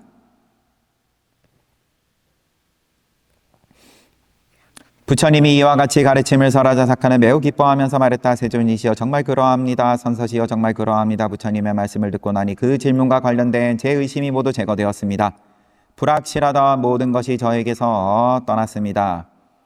빠티모카 객본 방어계를 어떤 방식으로 실천하냐? 신구의로서. 그러면 선을 늘리면 채택하는 거다. 위에서 사카는 전도된 망상을 멸진함으로써 열반으로 이끄는 수행에 관해서 질문을 했다. 앞에서 이에 부처님은 세 가지 느낌에 관한 교설로 답하셨다. 그것이 열반으로 이끄는 수행의 근본이 된다. 여기서 부처님은 의지해야만 하는 감각과 의지하면 안 되는 감각을 구분했다. 앞에서 그죠?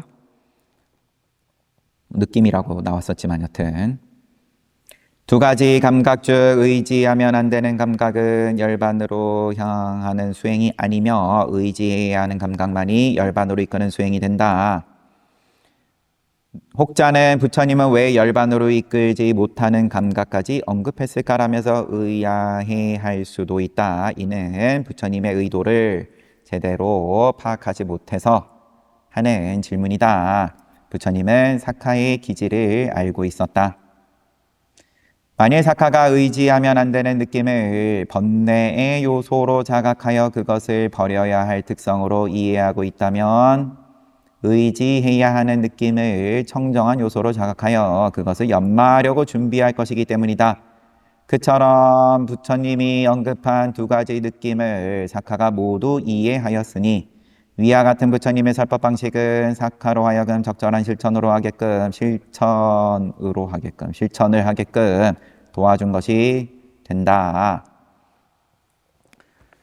이제 의지하지 말아야 할 것까지 언급을 하신 것은 사카에게 이익이 된다. 그 다음에 이것은 그럼 앞에 얘기를 하는 게 더 좋았을 것 같은데 지금은 객본 방어계의 질문으로 넘어왔으니까 채택해서는 안 되는 객본 방어계입니다. 빠티모카 방어계. 채택해서는 안 되는 몸의 행동, 말의 행동, 그리고 행하면 안 되는 추구 등은 비구의 객본 방어계를 구성하지 못한다. 채택해서는 안 되는 것들은 당연히 객본에는 채택할 것만 들어있을 테니까 비구가 그것들을 버릴 때야 비로소 채택해야 할 몸의 행동, 말의 행동, 그리고 행해야 할 추구 등을 충족시킬 수 있다. 그래서 부처님은 세 가지 번뇌의 요소들과 함께 세 가지 청정한 요소들을 나란히 논한 것이다. 번뇌의 요소들, 채택해서는 안 되는 것들을 왜 말씀하셨냐? 채택해야 될 것들을 그러면 뭐 강조하기 위해서, 명확하게 보여주기 위해서 이런 거 제하고 나면은 그러면은 당연히 채택해야 될 것들이니까 그래서 굳이 그렇게 언급하셨다. 다시 말해 의지하면 안 되는 요소들을 정화해야만 의지해야 하는 요소들을 실천하는 것이 된다. 그래서 부처님은 비구의 객본 방어계와 관련한 사카의 질문에 무익한 요소와 유익한 요소를 함께 짝을 지어 논의한 것이다. 행해야 할 추구에 대해서는 업도 및 계율과 관련하여 살펴볼 것이 있다. 행해야 할 추구, 신구의 중에서 의에서는 조금 내가 더 얘기를 해보겠다.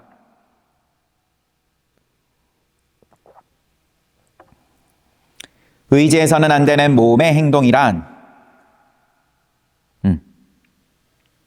신구의뿐만이 아니네요. 행해야 할 추구. 여튼 의지해서는 안 되는 몸의 행동이란 세 가지 악한 신업이 있고 살생, 도둑질, 사음. 이는 업도의 차원에서 설한 것이다. 그러니까 행해야 할 추구에 대해서 업도 및 계율과 관련하여 살펴보겠다. 그러니까 업도로서 얘기하는 것. 채택해서는 안 되는 몸의 행동이란 부처님이 제정한 계율을 몸으로 어기는 거다. 이거는 계율의 차원에서 설한 것이다. 업도의 차원에서 설한 것. 그 다음에 파티모카 계율과 관련해서 설한 것. 이 두 가지는 좀 구분 지을 필요가 있다. 그런 뉘앙스로 우선 보입니다.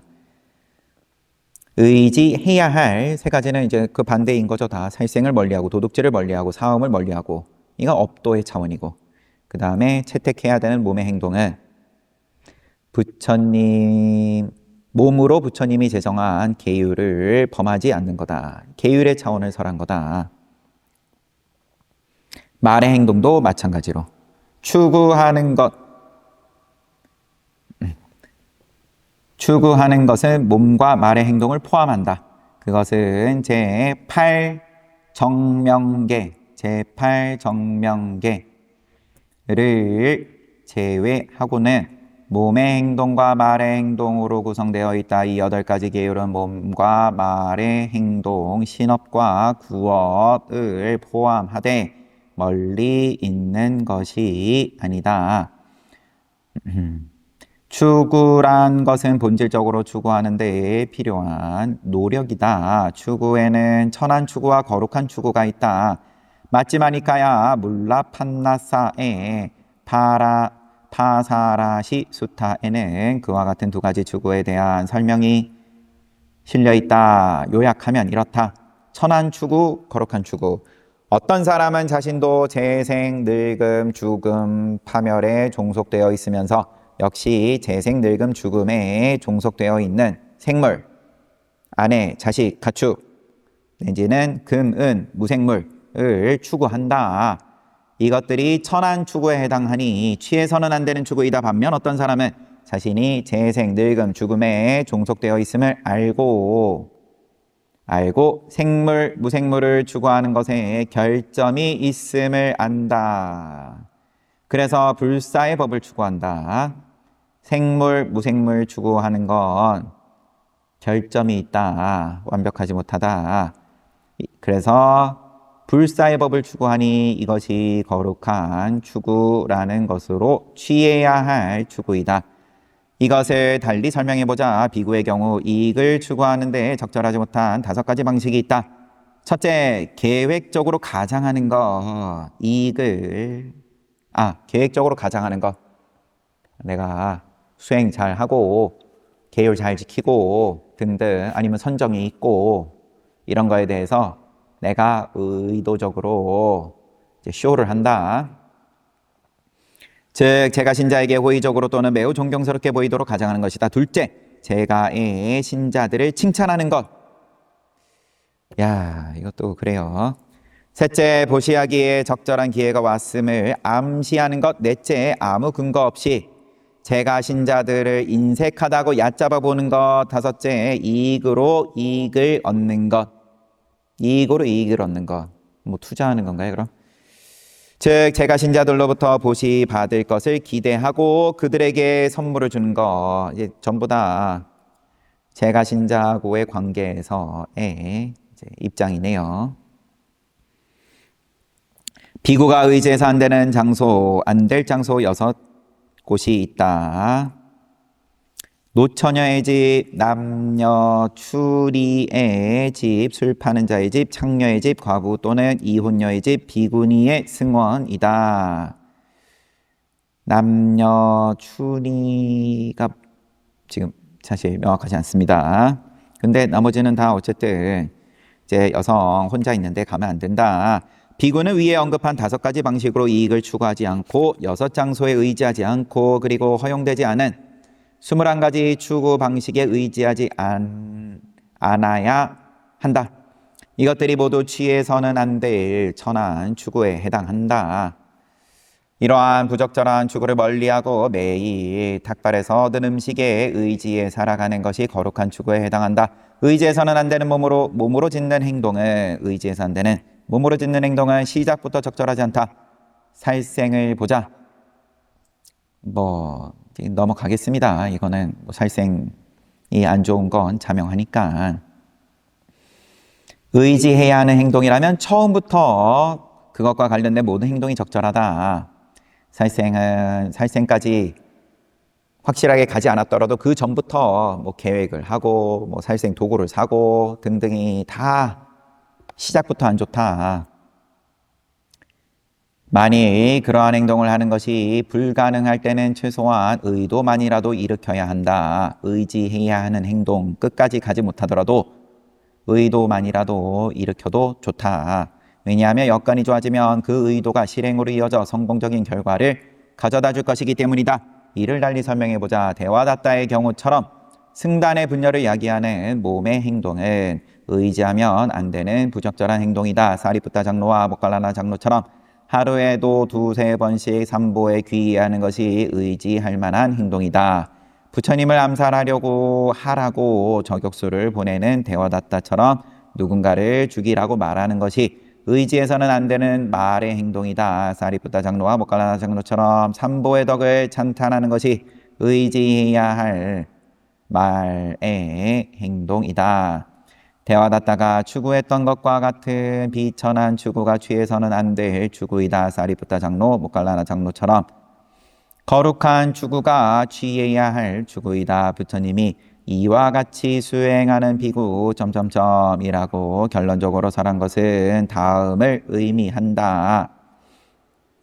비구가 반드시 실행해야 하며 아라한과의 필요 조건인 개본 방어계를 실천하는 자란 다음과 같다. 의지해서는 안 될 몸의 행동, 말의 행동, 그리고 그런 것에 추구해서 멀리 하는 비구 아울러 의지해야 할 몸의 행동, 말의 행동, 그리고 그런 것에 추구를 취하는 비구인이라.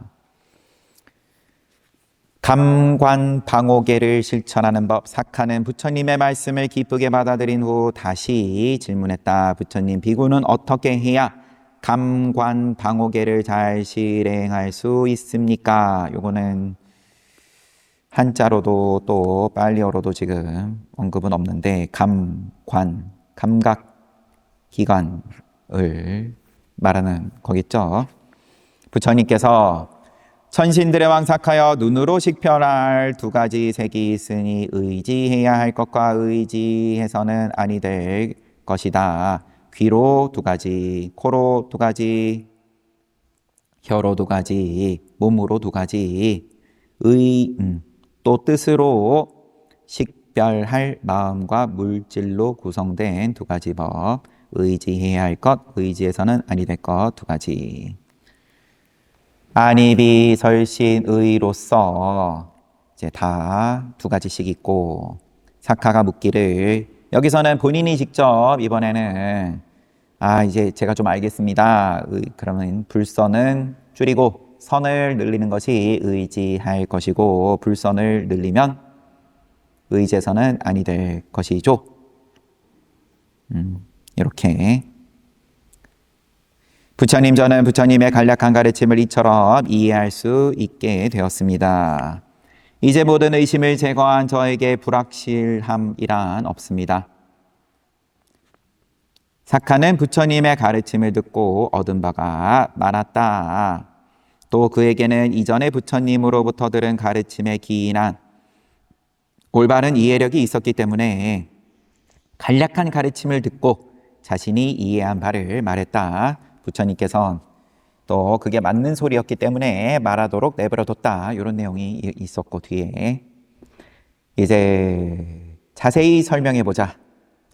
비구의 마음에 탐착과 같은 번뇌를 불러일으키는 색이라면 가치가 없고, 따라서 비구는 그것을 보아서는 안 된다. 그러나 색이 부정하다는 감각 또는 부정하다는 생각, 아수바 산냐, 아수바 산냐, 부정하다는 생각을 불러일으키거나 배운 법의 진실성에 대한 신뢰를 불러일으키거나 무상하다는 신뢰를 불러일으키는 거예요. 믿음을 불러일으키는 겁니다. 무상하다는 생각, 안니샤, 산냐를 불러일으킨다면 그때의 색은 가치가 있다. 색이 가치가 있을 때에는 탐착을 일으키는 것이 아니라 부정하다, 이제 또 법에 대한 믿음, 또 무상을 불러일으키면 그때는 가치가 있다.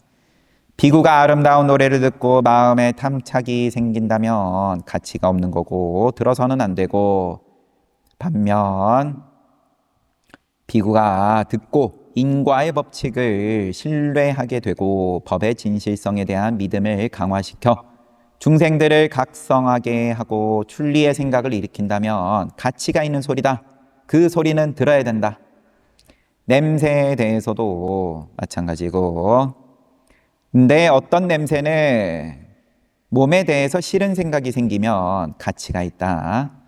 맛에 대해서 집착이 일어나면 당연히 그러면은 맛보아서는 안 되고, 하지만 맛을 본 후에 그가 삼킨 음식에 대해서 역겨운 생각을 하게 된다면 먹어야 된다. 일예로 마하시와 장로의 조카 앞에 그러면은 30년 동안 아라한가를 이루기 위해서 고생을 했던 마하시와 장로의 조카인 시와 사미의 경우 식사를 하는 동안 아라한이 되었다. 시와 사미 조카는 아라한과에 올랐는데 밥 먹다가 아라한과에 올랐다. 얼마나 탁발받은 음식이 이 윤회에서 벗어나고 싶게 했는지 모르겠지만 밥 먹다가 아라한가에 올랐다. 이런 경우처럼 성제를 성취하도록 떠받쳐 준다면 그때 그 맛은 가치가 있는 것이다. 따라서 그것은 먹어야 한다. 19번째 주석. 이 문맥과 관련하여 복주 주석서 또 위수띠 막가에서 시와 삼이라는 이름을 찾아보았지만 발견하지 못했다. 이게 주석서하고 또 이제 다른 경전의 출처를 찾아봤는데 발견하지 못했다.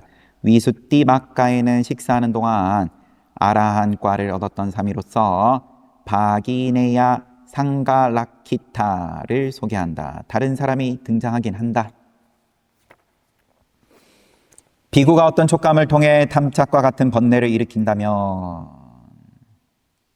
비구가 어떤 촉감을 통해서 또 번뇌를 일으키면 가치가 없고 느끼지 말아야 된다. 그 촉감은.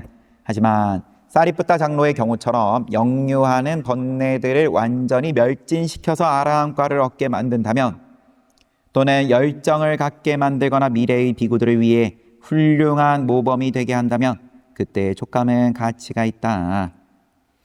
촉감과 관련해서 부처님 시대의 많은 비구들이 드러눕는 편안함을 거부했다는 사실은 매우 주목할 만하다. 사리푸타 장로는 30년 동안 한 번도 침상에 드러눕지 않았다. 사리불존자도 그러면 정자부라 했어요. 모칼라나 장로도 많은 세월 동안 그렇게 했고, 까사빠 장로는 120년이나 그렇게 했다. 그들뿐이 아니다. 아누루타 장로는 50년, 빠띠아 장로는 30년, 소나 장로는 18년, 라타팔라 장로는 12년, 아난다 장로는 15년, 라올라는 12년, 바콜라 장로는 80년. 자기 부정적인 모니행을 완성 단계까지 실천했던 날라카 장로는 평생 드러눕지 않았다. 비구가 어떤 법을 통해 탐착이나 탐욕과 같은 번뇌를 일으킨다면 그 법은 가치가 없는 것이다. 따라서 그런 법은 인식하지 말아야 한다. 어떤 법, 이제 색성량 미촉법, 마지막 법에 대해서도 번뇌 일으키면 가치가 없고 그런 법은 인식하지 말아야 된다. 이거는 번역하신 분의 주석이 있어서. 실제 문장은 사유를 누리지 말아야 한다. 제6경인 법을 사유의 대상이나 개념 정도로 생각했기 때문에 이런 표현이 가능하게 되었다. 그러나 6경인 법을 단순히 사유의 대상 정도로 생각해서는 안 된다. 그래서 이 부분은 의역을 일부러 했다. 그런 법은 인식하지 말아야 된다. 반면 어떤 법을 통해서 타인에게 친절한 마음을 일으킨다면, 모든 중생들이 행복하기를 바란다, 이런 마음을 일으킨다면 그런 법은 가치가 있다. 이와 관련해서 다음 세 장로의 이야기를 살펴보자. 세 명의 장로가 있었다. 그들은 안거가 시작되는 바로 전날 안거 기간 동안 감각적 대상과 같은 불선한 법에 결코 빠지지 않겠다고 맹세했다. 이번 안거는 불선한 법에 결코 빠지지 않겠다. 그렇게 맹세했어요. 안거가 끝나는 10월의 보름날 제일 연로한 장로가 가장 젊은 장로한테 그대는 안거 3개월 동안 그 마음이 어디까지 나아가는 것을 허용했는가? 안거 3개월 잘 보내고 연장자가 이제 제일 젊은 장로한테 여기서는 다 비구 범납이죠. 범납이 가장 높은 장로가 가장 젊은 장로한테 그대 마음이 어디까지 나아가는 것을 허용했는가? 그러자 젊은 장로가 존자시여 3개월 동안 저는 제 마음이 승원을 넘어서지 못하게 했습니다. 이 말은 그의 마음이 때때로 승원의 경계 안에서 움직였음을 의미한다. 즉 승원 안으로 들어온 색과 같은 감각적 대상물들은 인식했다는 뜻이다. 그러나 안거 동안 여성이 승원을 방문하는 일 등은 없었으므로 그의 마음이 곱비 뿔린 말처럼 돌아다닌 경우는 없었던 것이다. 승단의 장로는 다시 두 번째로 나이가 많은 장로에게 물었다. 벗이여 그대는 3개월 동안 어디까지 허용했는가? 존자시여 3개월 동안 저는 마음이 제 방을 넘어서지 못하도록 했습니다.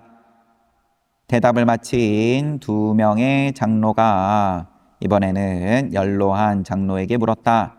존자시여 존자께서는 어디까지 허용했습니까? 3개월 동안.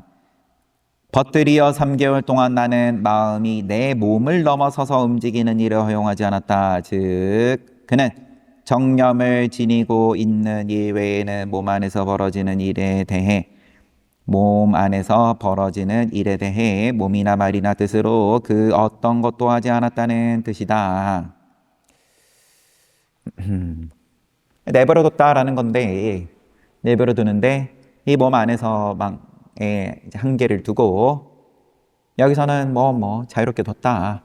그런데 이거를 어떻게 해보려고 한 게 아니라 이제 흘러가는 대로 뒀다. 제 연장자가 그랬고 두 번째는 방 안에서 그냥 내버려뒀다. 세 번째는 절 안에서 내버려뒀다. 누가 잘한 거고 여기서의 의도는 없지는 않겠지만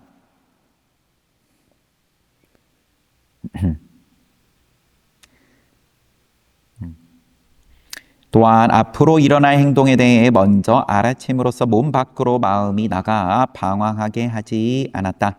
이에 두 장로는 칭찬했다. 존자시여 매우 훌륭하십니다.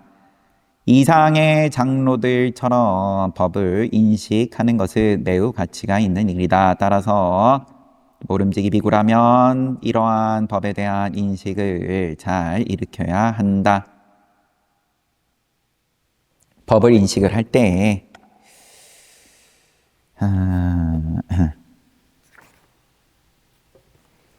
책은 우선 여기까지 보겠습니다. 법을 인식할 때 그럼 그만큼 완전히 가둬두고 단속을 잘 해야 되냐, 그런 말이고 여기선 당연히 그런 말인 거고, 그러면 우리 시무도 절에 가면은 늘 그려져 있는데 시무도에 대해서 소를 묶어뒀다가 나중에는 풀어놨음에도 소가 이제 정신없이 왔다 갔다 하지를 않는다. 그냥 알아서 잘 머물러 있는다. 마음에 빗대 가지고 그렇게 이야기를 하는데 그러면은 이제 오늘날은 또 따질 수도 있는 거죠. 약물로 마음을, 예를 들어서 성범죄자다. 거기에 대해서 요즘은 이제 화학적 거세, 그 약물로서 그러한 욕구가 일어나지 않게 한다. 그러면 수행자인데 그 화학적 방법으로 욕구를 끊었다. 비단 성욕뿐만 아니라 그러면은 얼마든지 또 할 수도 있는 거니까 앞으로는 이제 더 정밀하게 발전하면 할수록 그래서 이렇게 책에서 이야기를 하는 경전에서 얘기를 하는 것처럼 이제 훌륭한 모범을 약물로서 만들었다. 그럼 그거는 도인이냐 아니냐?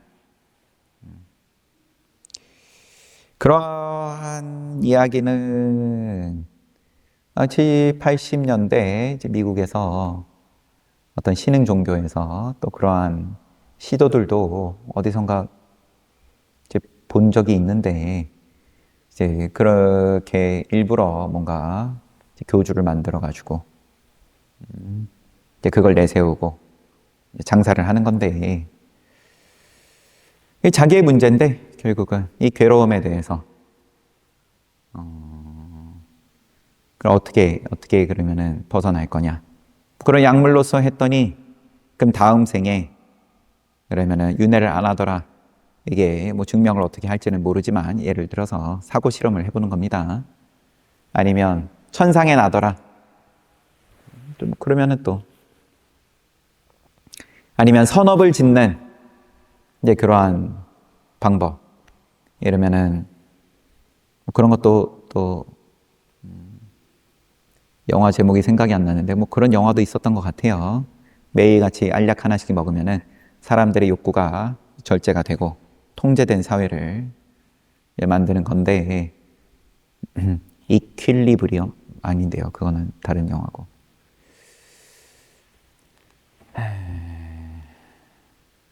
여튼 갑자기 약물로 가버려가지고 말이 그래서 이런 욕구에 대해서 이제 단속을 하고 내 몸 안에서 내가 그만큼 그러면은 정견이 그만큼 튼튼하다는 거죠. 나의 정진이 그러면은 이게 잘 쉬어져가지고 딱히 뭐 생각이 몸 안에 머문다는 표현이 그러면 몸 안에서 뭐 그렇게 뭔가 또 생각을 욕구를 일으키라는 소리는 당연히 아닐 테고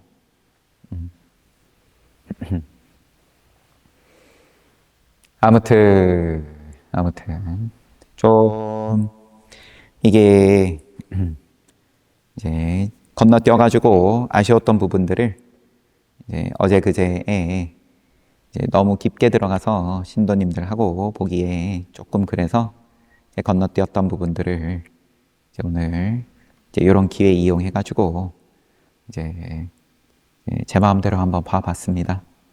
얼마든지 또 틀린 부분도 있을 수는 있는 거고 자꾸 보다 보면은 또 나중에 또 뭔가 눈에 들어오거나 하면 또 그때 가서 또 이야기를 하는 거고 여튼 사홍서원인데 늘 이제 중생을 다 구제하겠다. 번뇌를 다 끊겠다. 법문을 다 배우겠다. 불도로 나아가겠다. 부처의 길은 모양이 없는데 그러면은 하지만 끝까지 가겠다. 끝까지 가겠다. 끝까지 나아가는 입장으로서